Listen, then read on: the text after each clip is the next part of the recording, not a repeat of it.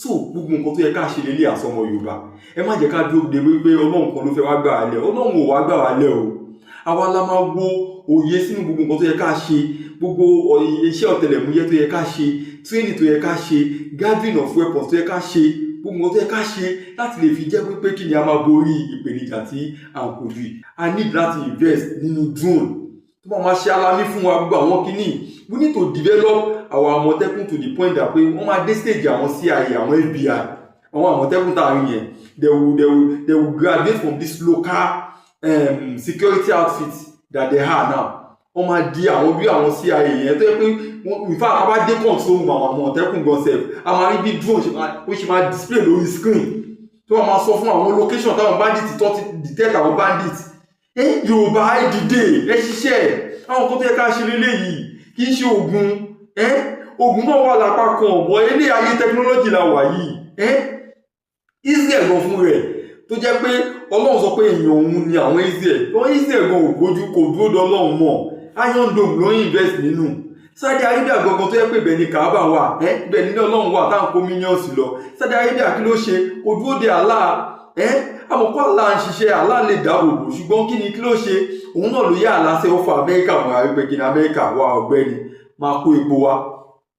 wa ṣáà máa dáàbòbò mi bí èèyàn ṣe ń ṣe nìyẹn I need láti form alliance those are part of the things you can do you can form alliance with bóyá àwọn Igbo or àwọn tó bá wà ní ẹgbẹ́ ọ̀dọ̀ wa nígbà tó lè ta lè jọ kojú àwọn ìpèníjà yìí papọ̀ a ní láti invest nínú intelligence nínú spy nínú all those things gbogbo àwọn drone gbogbo àwọn weapons tá máa lò ẹ jẹ́ ká jẹ́ kí àwọn Àmọ̀tẹ́kùn wa ká graduate wọn kọ́kọ́ gbé pé tá bá rí Àmọ̀tẹ́kùn gan kí ni wá dùn pẹ̀lú gbogbo the kind of technologies àwọn máa rí lára wọn kí control wọn kó set up pa gbogbo nǹkan tó ń ṣẹlẹ̀ nínú northern side yẹn kí drone máa tó máa relay fún wọn nínú control wọn gbogbo nǹkan tó yẹ kí a ṣe nìyẹn. By now lára wọn nǹkan tá a need intelligence tá a need gbé what is the numerical strength of these terrorists gan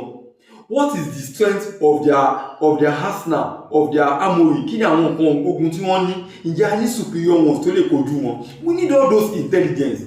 gbogbo àwọn tá a máa ṣe lélẹ̀ kì í ṣe pé ká ọgbẹ̀ rárá sọ pé à ń dúró dọ́lọ́ kí a bẹ̀rẹ̀ sí nínú àwẹ̀ ọlọ́jọ́ mẹ́ta káwọn muslim náà káwọn náà sọkùn máa kalẹ̀ àbí àwa oníṣẹ̀ṣe náà káwọn náà wá gbójú lóògùn ká ní òòṣà kan la fẹ́ lọ wọ́n sí wọn